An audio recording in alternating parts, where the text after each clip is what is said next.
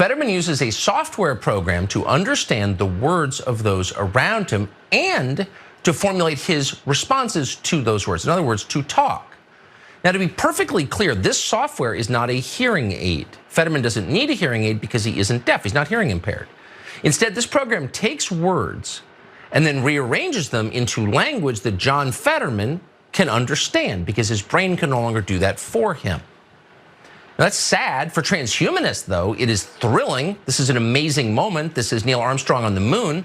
Here you have one of the most famous politicians in the country merging with a computer. This is the future they imagine. They're thrilled by it. But for everyone else, for the voters of Pennsylvania, for example, it does raise some obvious questions. For example, where exactly does the software end and John Fetterman's consciousness begin? We don't know. We can't know. But it's obvious that Pennsylvania could very well be sending a computer program to the US Senate where inevitably it will be hacked. Yesterday, MSNBC sat down with John Fetterman and his thinking machine to assess where the man ends and the machine begins. And the initial impressions were not at all encouraging. Yeah. None of that is true.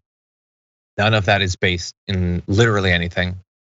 Tucker Carlson, in his quest to destroy an outsider candidate that he disagrees with, even though he pretends to be a populist or whatever, to support a multi-millionaire, even though he pretends to be a man of the person, is completely whole cloth making up nonsense about John Fetterman just to destroy him.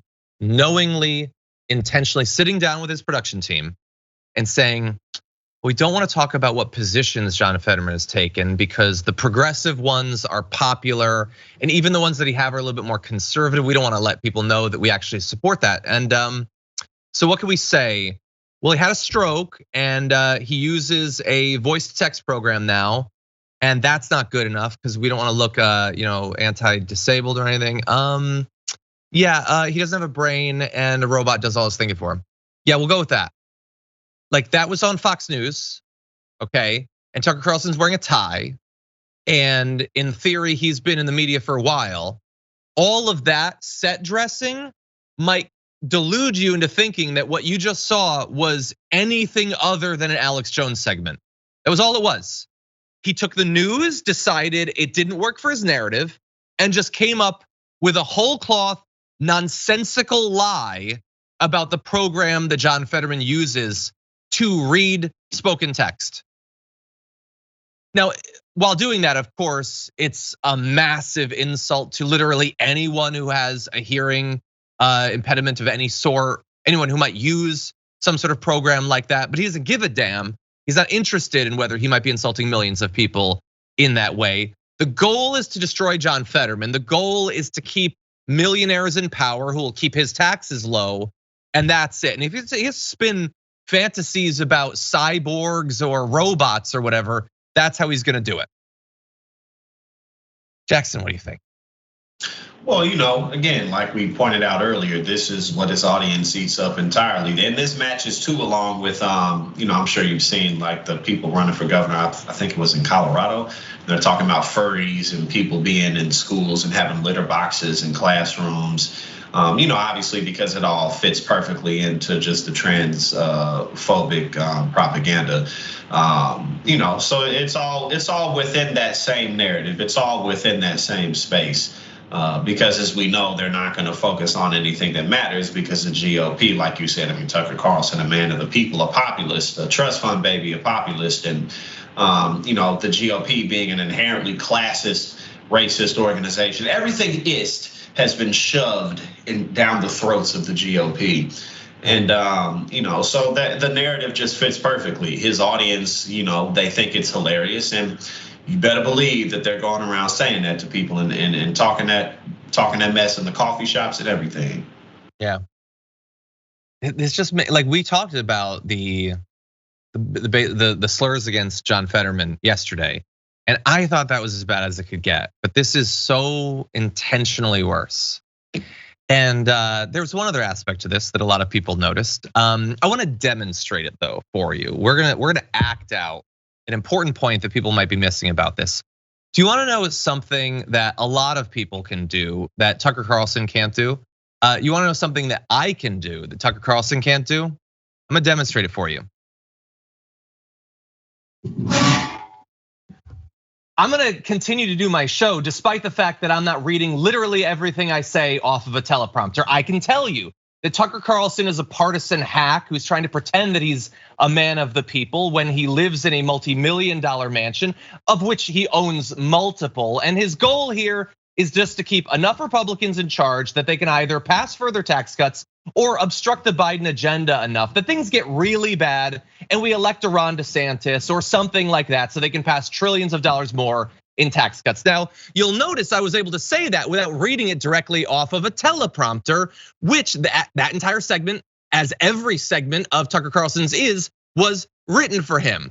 Now, that's pretty much by the numbers. Most cable hosts do use a teleprompter, but most cable hosts don't imply that someone using some sort of text-based robotic aid makes them a transhumanist that's really suspicious all of a sudden. So John Fetterman has other people's words turned into text that he can read and then he just talks. You literally say whatever the robot tells you to say, Tucker Carlson. You require way more assistance. Can you imagine what Tucker Carlson would do if the teleprompter broke? He would have to cut to commercial immediately because he'd have no idea what he should say. So you want to slur John Fetterman as requiring some sort of AI assistance?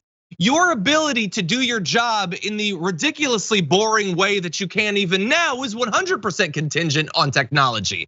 Can you imagine if we were to hack his teleprompter, what we could get Tucker Carlson to say? Maybe we could get him to say the things that he always really wants to say but can't say on TV. Jackson, what do you think? We can hack the teleprompter and do a Ron Burgundy. You know what I'm saying? Just get him to say absolutely anything. Just somebody needs to hack Fox News' teleprompter and do like a Bruce Almighty. You know what I'm saying? and just have him go crazy. But yeah, no, I mean it definitely. I mean Tucker Carlson, which all kind of really fits into just his general disdain of people in general. He's talentless, as you insinuated. Tucker Carlson has no talent. If the teleprompter went off, what would he say? What does he really believe in? You're saying this mess about John Fetterman, when in reality, Dr. Oz is really just in reality a right-wing liberal, posing as a Republican. I mean, he would fit right in. Dr. Oz would fit right into a corporate Democratic position. Honestly, that probably would have been a better lane for him to run in. He would fit in there pretty well. So it's I think you're right. I think you're 100% right. Yeah, so and he would be able to kind of more openly, because a lot of the kind of stupid takes and pivots that he had was him trying to fit into the base. Not to say that he was a good candidate before that, but the signaling, he wouldn't have had to do that at all in the Democratic Party. That's true. So he would have fit. And that's who Tucker Carlson is protecting. So again, he has no talent and he has no real fundamental belief system. He's just a rich jackass. Yeah. And by the way, this is such a dodge too, because he would have you believe that we don't want politicians who follow programming. But he is perfectly fine with politicians who follow programming. He doesn't want it coming from a computer program. He wants it coming from wealthy donors. You think Dr. Oz is like considering a crisis of inflation and he's sitting down surrounded by books and scholars and he's thinking through what he should do, how he should vote? No, he takes his programming from the donors. The donors tell him you will do this or you won't do this. That's it. That's it. Input and output. That's all it is.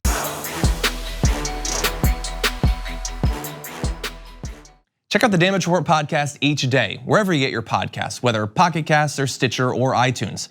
You can join me as I give you the news and stories you want, with a range of co-hosts and interview guests jumping in on the fun each day.